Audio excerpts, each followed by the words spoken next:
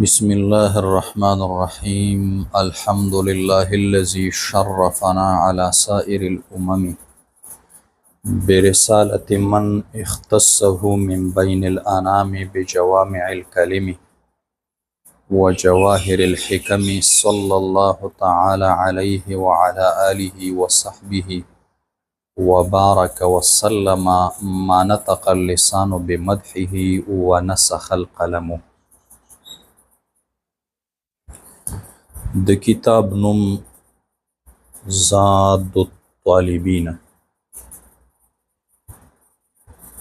زاد مضاف، طالبین مضاف الیه. زاد وی توخی تا. توخه هغه ضروري سامان ته ویل کیږي چې مسافر د ځان سره سفر ته وړي، خوراک او اسکاک وغیره چې سفر کې ورته ضرورت راځي، دې ته ویل کیږي زاد توخه. نو دې کتاب ته ویل کیږي زاد الطالبین، توخه د طالبانو. نو توخه د طالبانو ورته ځکه وایي چې طالب لره هم په دې علمي سفر کې، د زندګۍ په دې سفر کې دا کتاب ضروری دی، لکه څنګه چې مسافر ته هغه سامان د خوراک او د څښاک ضروری دی. د مصنف نوم مولانا محمد عاشق الهی البرنی رحمه الله، دا د هندوستانو.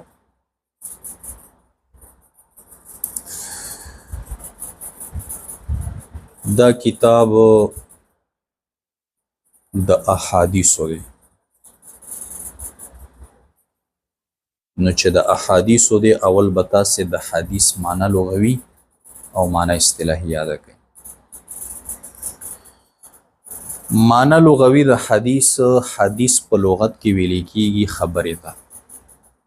حدیث څه ته وایي؟ خبره، گفتگو.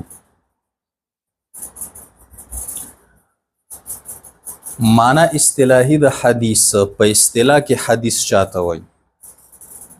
د نبی کریم صلی الله علیه وسلم قول، فعل او تقریر ته حدیث وایي. د نبی کریم صلی الله علیه وسلم قول، فعل او تقریر. تقریر څه ته وایي؟ قول خو پیژنئ، فعل هم پیژنئ. تقریر څه ته وایي؟ تقریر دې ته ویل کېږي چې د رسول الله صلی الله علیه وسلم په وړاندې باندې یو کار شوی وي او رسول الله صلی الله علیه وسلم په هغې باندې خاموشي اختیار کړي، دې ته ویل کېږي تقریر. نو په اصطلاح کې حدیث ویل کېږي چاته؟ قول، فعل او تقریر د رسول الله صلی الله علیه وسلم. دغه شان قول، فعل او تقریر د صحابي تم حدیث ویل کېږي، هغې ته بیا حدیث موقوف وایي. دا د اصولینو تعریف دی. محدثین د حدیث تعریف داسې کوي، هر هغه څیز چې نسبت کېږي رسول الله صلی الله علیه وسلم ته وایي، دې ته حدیث وایي. معنی اصطلاحي د حدیث یاده شوه، قول د رسول الله صلی الله علیه وسلم، فعل د رسول الله صلی الله علیه وسلم، تقریر د رسول الله صلی الله علیه وسلم. دا و معنی لغوي او اصطلاحي د حدیث. اوس چې مونږ دا کتاب وایو، دا په کوم علم کې دی؟ دې ته علم الحدیث وایي.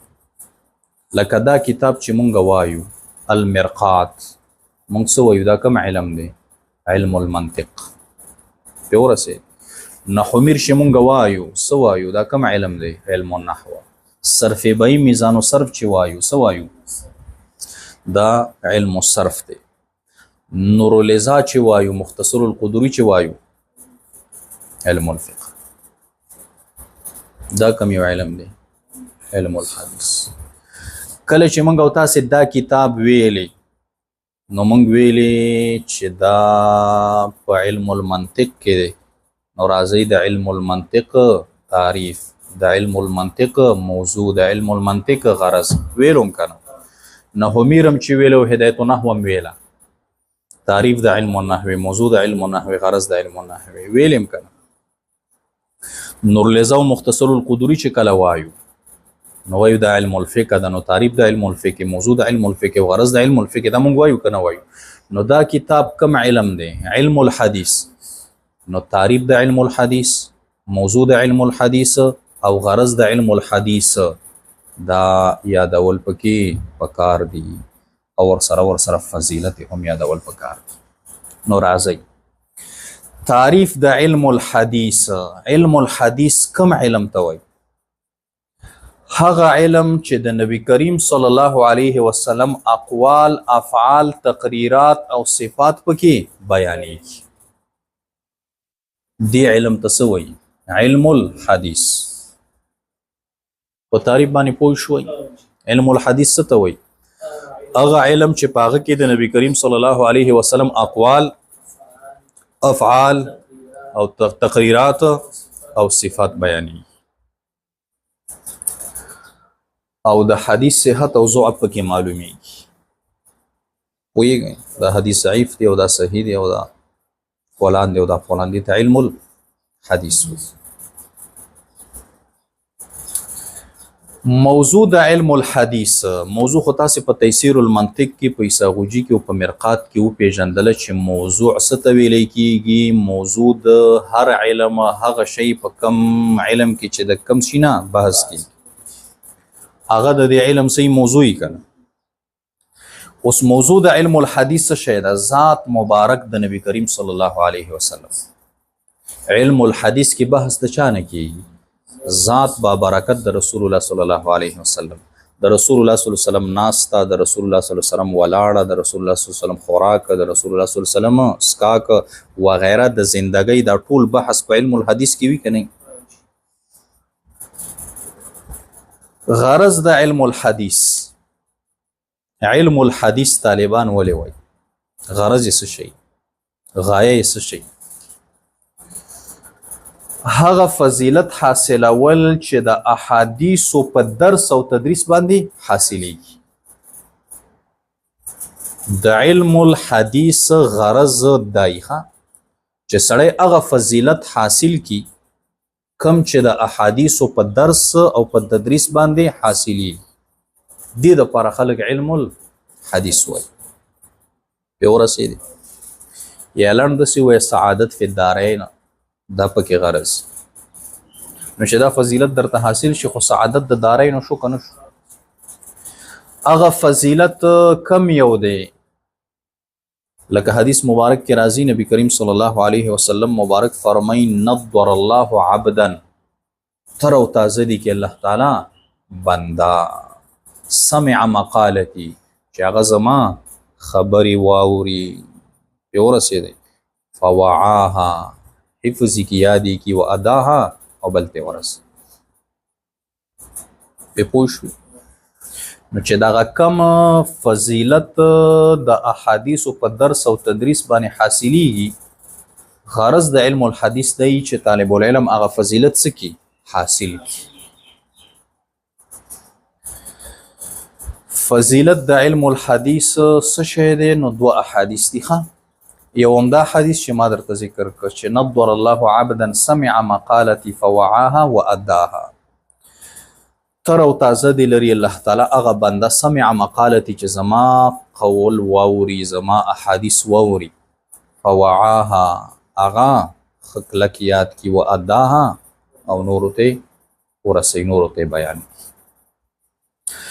بل حدیث مبارک کې راځي نبی علیہ السلام فرمای اللهم ارحم خلفائي خدای زما په خلفاو باندې رحم وکي قیل ویلی شو ومن خلفاؤک ستا خلفا څوک دي یا رسول الله صلی الله علیه وسلم نو رسول الله صلی الله علیه وسلم څه فرمای قال مبارک فرمایل الذين هغه کسان زما خلفا او خلیفګان دي يرؤون احادیثی چې زما احادیث روایت کوي نو رسول الله مبارک فرمایي دا زما خلفا دي، دا زما نائبان دي، او نبی علیه صلات وسلام ورته دعا هم کوي اللهم ارحم خلفائي. دا څومره فضیلت شو. پې پوه شوې د حدیث معنی لغوي او اصطلاحي دې م یاده شوه. تعریف د علم الحدیث، موضوع د علم الحدیث، غرض د علم الحدیث او فضیلت د علم الحدیث ته م یاد شو. اوس راځه کتاب خطبې ته. صاحب د کتاب خطبه وایي نو داسې کار به وکړو چې اول به ترکیب وکړو، نو چې ترکیب د یاد شو نو بیا به ترجمې باندې ډېر په اسانه باندې پوه شئ. ولې ځکه هغې کې به ضمایر راوځي او د هغې راجع کول ترجمه کې به بیا ډېر اساني. الحمد مرفوع لفظا مبتدا. دا چې اوس دا مبتدا ولې ده او لله دا ټول ورته خبر ولې دی او ما ته به څنګه پته لګي، طالب به دا اعتراض کوي او دا به په ذهن کې، نو هغه دپاره زمونږ د شرح 100 عامل ریکارډ اورېدل لازمي او ضروري. هلته قواعد ذکر دي، هغه قواعد اشیا دي، دلته به خپله ورته پته ولګي چې او دا ځکه مبتدا او خبر دی. هلته مونږ قاعده ویلې وه چې کله د کلام په ابتدا کې اسم راشي معرفه، وروسته ورپسې جار مجرور راشي او د جار مجرور متعلق په کلام کې مذکور نه وي، نو دا اسم به مبتدا او جار مجرور ظرف مستقر دا به ورته خبر. دلته هم همداسې دي. الحمد اسم معرفه ده او لله جار مجرور متعلق په کلام کې مذکور نه دی. د دې قاعدې په اساس باندې موږ وایو الحمد مرفوع لفظا مبتدا. لام جار، لفظ الله مجرور موصوف. دلته طالب وایي چې ما ته به څه پته لګي چې دا موصوف، نو هغه ته به ووایي چې دا قاعده ده چې معرفه راشي ورپسې بله معرفه راشي دا موصوف صفت دی. نو لفظ الله هم معرفه ده، نهمیر شریف کې به وایي تاسې ویلی، او الذي اسم موصول دا معرفه ده. معرفي ودي کنه، لفظ الله علم دی معرفه ده، او الذي اسم موصول دی معرفه ده. نو ځکه وایو چې لفظ الله موصوف، الذي اسم موصول، اسم موصول سله غواړي. تاسې به ویلي په نهمیر شریف کې او هدایت النحو شریفه کې، او سله نه مګر جمله خبریه. نو اوس به شاته جمله خبریه جوړو، بیا به هغه سله او موصول چې ټول راواخلو هغه به صفت کو دپاره د موصوف. نو الذي اسم موصول، شرفنا، شرف فعل، هو ضمیر دی پکې، هغه فاعل، هغه راجع دی الذي اسم موصول، او دا نا ضمیر دی مفعول به. شرف فعل هو ضمیر دی پکې مرفوع محلا هغه فاعل، او نا ضمیر منصوب محلا مفعول به. اوس دا چې مرفوع محلا او منصوب محلا که دې کې تفصیل کوو نو خبره بیا ډېره غټېږي. هغه بیا هلته نحوي کې به تاسې ویلي اکثره هر څه. نو دلته چې کومه ډېره ضروري خبره وه هغه به کوو، نور به خپل ترکیب کوو. علا جار، که طالب وایي ما ته به څه پته لګي چې د علا حرف جر وایي نهمیر کې به په عواملو کې ویلي که نه، حروف جاره با و تا و کاف ولا و مزمز علا رب حشم عدا فی عن علا. علا پکې شته که علا حرف جر، سائری مجرور لفظا، مجرور ولی علا حرف جر پہ داخل، مضاف، الاممی مجرور لفظا مضاف الیہ. طالب وای ما ته بس پته لګي چې دا مضاف مضاف الیہ. نو دلاوره طالب ته وای چې سائری نکره ده او الاممی معرفه ده. اول نکره ثانی معرفه ترکیب اضافی وي. شرح متعامل واوره کنه، وای ما ته به دا څه پته لګي چې دا نکره ده او دا معرفه ده. وای دې باندې بیا زمونږ د نهمیر ریکارډونه واوره بیا به پوره پوه شي. معرفي ودي هغه به یاد کړي، او چې په و کې نه وه هغه به نکرهی پېژندل یې اسان شو. نو سائره نکره ځکه د چې په معرفو کې نشته او عمومي معرفه د ولې معرفه بالف لام ده. مضاف سره د مضاف الیه نه د دواړه مجرور د اعلی جار مجرور چې په کلام کې راشي دلاوره دا متعلق غواړي. څه غواړي؟ متعلق. په خپل جار مجرور ته متعلق وایي صيغه د اسم مفعول سره. چا پورې چې تعلق ورکړي هغه ته متعلق وایي. نو دا کله په کلام کې مذکور او کله نه. چې مذکور بیا ورته ظرف لغو وایي او چې مذکور نه بیا ورته ظرف مستقر وایي. نو چونکې دلته خو شرفا مذکور دی نو ظرف لغو متعلق شو تر شرفا. خدا متعلق اول ورستو بلم را روان دی. با حرف جر. طالب وایي دا با به څنګه پیژنم چې دا حرف جر دی؟ حروف جره او کې شته کنه. رسالتی مجرور لفظا مضاف په ورسید او من دا ورته مضاف الیه جوړي سره چې سلام راوخ. طالب وایي ما ته بس پته لګي چې دا رسالتی مضاف او دا من ورته مضاف الیه وای. رسالتی نکره ده او من اسم موصول معرفه ای کنه. اول نکره ثانی معرفه ترکیب اضافي کنه. قواعد یاد کوي بیا راځه ترکیب. نو با جار رسالتی مجرور لفظا مضاف من مجرور محلا او دا اسم موصول څه غواړي؟ صله غواړي او صله نه مگر جمله خبریه او جمله خبریه جوړاوه. ابل من والا صله الذي والا پاتې ده. اختص فعل هو ضمیر دی پکې مرفوع محلا اغه فاعل راجع دی د من اسم موصول ته او دا هو ضمیر منصوب محلا مفعول به من جار بینی مجرور لفظا مضاف الانامی مجرور لفظا مضاف الیه. مضاف سره د مضاف الیه نه جار سره د مجرور نه ظرف لغو متعلق اول شو تر اختصا. متعلق اول ذکر بجوامع الکلم و جواهر الحکم دا بیا بل متعلق دی. با جار جوامعی مجرور لفظا مضاف نکره ده کنه. اول کلمی معرفه ده. الکلمی مجرور لفظا مضاف الیه پیور سیدی. مضاف سره د مضاف الیه نه معطوف علیه و حرف عطف ځکه و حرف عطف دی. جواهر مجرور لفظا دا مضاف الحکم مضاف الیه. که یو څوک وایي جواهر ولې مجرور دی نه خو حرف جر شته پې او نه مضاف الیه دی. مجرورات په کلام د عربو کې دوه دي کنه. وایي دا عطف دی په جوامعی باندې کنه او د معطوف علیه اعراب یو دا به توابعو کې وایي نو امیر کې به دی وي.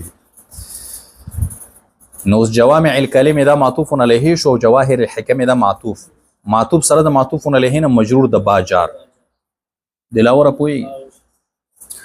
با جار سره د مجرور نه دا ظرف لغو متعلق ثانی شو د اختص فعل. اختص فعل سره د هو ضمیر فاعل نه سره د هو ضمیر مفعول به نه او سره د دواړو متعلقین نه دا جمله فعلیه خبریه صله د موصول. من موصول سره د صله نه مضاف الیه د پاره د رسالتی مضاف جوړ کړو کنه. بیا مضاف سره د مضاف الیه نه مجرور د با جار سره د مجرور نه دا متعلق ثانی د شرفه یو متعلق دا وکنه بلې دا شو. شرف فعل هو ضمیر مفکراوست او غی فاعل او دا نا ضمیر مفعول به او سره د دواړو متعلقین نه چې او علی سائر الامم دی بل برساله من اختصه تر اخره پور. فعل سره د فاعل نه سره د مفعول به نه او سره د متعلق نه جمله فعلیه خبریه صله د الذي اسم موصول سره د صله نه دا صفت د پاره د لفظ الله موصوف سره د صفت نه دا مجرور د لام جار سره د مجرور نه دا ظرف مستقر متعلق شو تر ثابتون اسم فاعل ورته راو بس. ثابتون صيغه د اسم فاعل هو ضمیر دی پکې هغه فاعل ځکه اسم فاعل غواړي کنه. دا قواعد بدینه هوي کې ویلي. اسم فاعل سره د فاعل نه او سره د متعلق نه شبي جمله خبر د پاره د الحمد مبتدا مبتدا سره د خبر نه جمله اسمیه خبریه. نو دې ځینه واخله تر دې ځې پورې دا یو مبتدا او خبر دی. څه شی دی؟ مبتدا او خبر. او څومره اوږده جمله ده؟ سناسه په ترکیب باندې ورسېدې. صلی الله تعالی، صلی فعل دی، لفظ الله مرفوع لفظا ذو الحال تعالی دا حال. شرح مئت عامل کې مونږه قاعده ویلې وه چې کله لفظ د تعالی راشي مخکې تینا لفظ د الله وي یا مخکې ضمیري هغه ضمیر راجي وي لفظ د الله ته، نو بیا به ته دا لفظ د الله ذوالحال جوړې او تعالی به ورته حال جوړ. دغې قاعدې په اساس وایو چې لفظ الله مرفوع لفظا ذوالحال تعالی فعل دی، هو ضمیر دی پکې هغه فاعل، فعل سره د فاعل نه جمله فعلیه خبریه د حال د پاره د ذوالحال، حال سره د ذوالحال نه فاعل، د صلی د پاره فاعل. علی جار او هی ضمیر جار سره د مجرور نه دا معطوف علیه و حرف عطف، ځکه و حرف عطف چې کله راشي نو چې و حرف عطف راغی دې طرف ته به معطوف علیه جوړي او دې طرف ته به څه شی جوړي؟ معطوف. خو معطوف علیه به کم یو شی جوړي، نو طرف د معطوف ته به وګوري چې معطوف کې څه را روان دي. که معطوف کې اسم معطوف علیه کې دې طرف ته به هم اسم معطوف علیه کې، که په طرف د معطوف کې فعل دلته معطوف علیه کې به هم فعل معطوف علیه کې، او که په طرف د معطوف کې جار مجرور نو معطوف علیه به هم څه شی کې؟ جار مجرور کې. ځکه موږ ویلي وو کنه چې معطوف علیه د معطوف په شان. نو دلته ګوره معطوف کې علی آله جار مجرور دي که نه دي؟ نو دلته مځکه علیه ته څه ویلې؟ جار مجرور ته معطوف علیه ویلې. علی جار هی ضمیر مجروره محلا، دا جار مجرور معطوف علیه و حرف عطف علی، بیا جار آلی مجروره مضاف، هی ضمیر مضاف الیه، دا مضاف الیه به بیا معطوف علیه کې دا ښه، او واو حرف صحبه مجرور مضاف هی ضمیر مضاف سره د مضاف الیه نه دا معطوف. ګوره ځکه دلته صحبه مضاف الیه اسم دی کنه، نو معطوف علیه خو د معطوف په شانی، نو دلته با علی آله ټول ته معطوف علیه نه وایي جار مجرور ته، بلکې آله بسکو معطوف علیه بکو و به حرف عطف کو صحبه به معطوف سره د معطوف علیه نه مجرور د جار سره د مجرور نه دا ټول بیا معطوف شو په علیه معطوف علیه باندې، بیا معطوف سره د معطوف علیه نه دا ظرف لغوه معطوف علیه. قاعده مې ویلې و شرح مې تعمیل کې چې کله په طرف د معطوف علیه کې جار مجروري او په طرف د معطوف کې جار مجروري، نو ته چې کله راټولې بیا به څه وایې؟ معطوف سره د معطوف علیه نه بس که ظرف لغو او ظرف لغو او که ظرف مستقر ډایرک په ډایرک به جوړ په ورسېږي. نو دې طرف ته په طرف د معطوف علیه کې جار مجرور دی او په طرف د معطوف کې څه شی دی؟ جار مجرور دی. نو اوس به موږ څه وایو؟ معطوف سره د معطوف علیه نه ظرف لغو متعلق شو تر صلی فعل پورې. صلی فعل سره د فاعل نه او سره د متعلق نه، دا متعلق شو کنه جمله فعلیه خبریه، دا اوس معطوف علیه و حرف عطف. ګوره بارکا دا فعل دی په ورسېږي، نو چې بارکا فعل دی معطوف فعل دی، اوس به معطوف علیه موږ څه شی جوړو؟ فعل کنه، نو معطوف علیه مو فعل جوړ که جمله خبریه کنه، ځکه بارکا فعل دی هو ضمیر دی پکې هغه فاعل، فعل سره د فاعل نه جمله فعلیه خبریه، دا معطوف اول و حرف عطف سلم دا بیا جمله ده کنه، دا معطوف ثانی کو سلم فعل دی هو ضمیر دی پکې هغه فاعل په ورسېږي. معطوف علیه سره د دواړو معطوفونه د جمله فعلیه خبریه شو په ورسېږي، او دا مظروف او مخکې ظرف ذکر دی. درود او برکت او سلامتیا دی په نبی علیہ السلام کله دی؟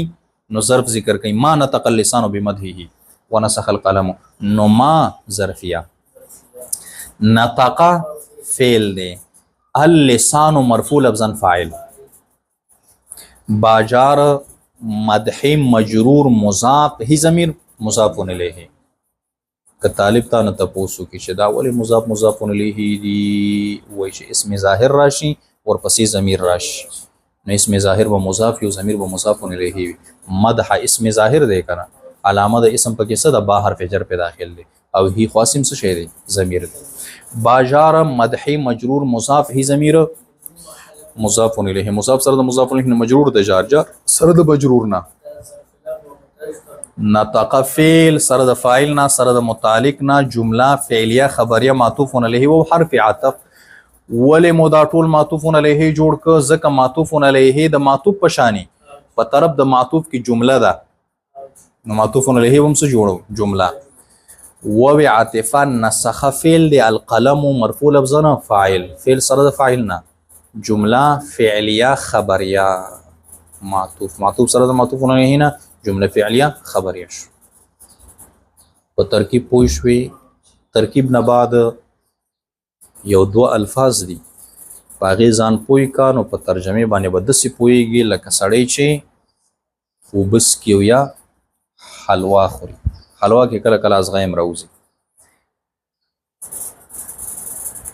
دا بیات کې جوامع جمع د جامع ده جامع هغه کلام ته ویلی کېږي چې الفاظ کمی او معنی ډېرې وي په دې پوه شوي جوامع جمع د جامع ده او جامع هغه کلام ته ویلی کېږي چې الفاظ مختصر او معنی او فلسفه پکې ډېره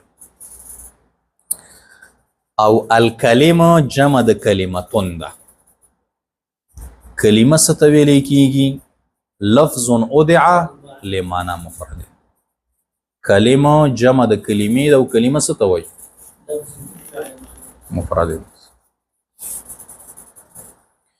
جواهر جمع د جوهر ده او جوهر وایي قیمتي کاڼي ته موږ ورته ملغلره وایو او حکم جمع د حکمت ده حکمت پوهې ته وایي هوښیارتیا دا الفاظ دې یاد شو اوس ترجمې ته راځه د ترکیب او د دې الفاظو د تشریح نه بعد به ته په ترجمه خپله پوهېږي الحمد تمام تعریفونه الحمد کې د الف لام استغراقي دی ځکه وایو تمام تعریفونه او الف لام استغراقي خو به م یادي کړ که نه به یاد بیا خو به ضرورت نه الف لام لغت کې چاته اصطلاح کې چاته وي الف لام اولا دوه قسمه دی او بیا دا دی او دا هم ویلي داس الحمد تمام تعریفونه لله ثابت دی الله لرا ثابت دی می دسه ترجمه وکړه ثابت دی الله لرا حس الله موصوف صفاتو کنه الذي هغه شرفا چې عزت را کړي هغه ترجمه می دسه وکړه هو ضمیر وکړي شرفا چې عزت را کړي هوا هغه الله تراجه دی نا مونږ پچا علی سائر الامم په ټولو امتونو په باقی ټولو امتونو پس سره برسالت من پر رسالت د هغه چا اختصه چې خاص کد د ترجمه مې د شاو کړه هو ضمیر د فاعل پکې چې خاص کدی الله تعالی هو آغا د چانه خاص ک من بین الانام د مخلوق د منزنا پویږي د تمام مخلوق نه خاص ک پس سره خاص ک بجوامع الکلمه په جامعو کلمو سره نو جامع کلمې می چې ویل تا خپل پته ولګي په ورسې دی دلاور کنه پوښوي جامع کلمو سره خاص ک رسول الله صلی الله علیه وسلم جوامع الکلمو کنو وجواهر الحکم او په ملغلرو د حکمتونو سره د حکمت ملغلره ورکړي هغه څوک رسول الله صلی الله علیه وسلم صلی الله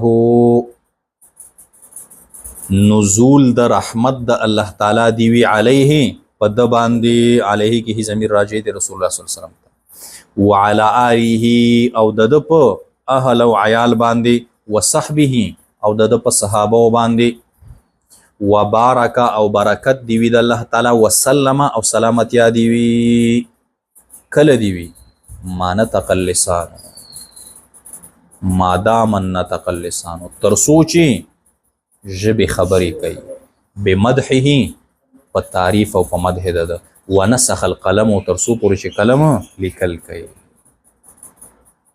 په ترجمه باندې پوه شوې؟ بس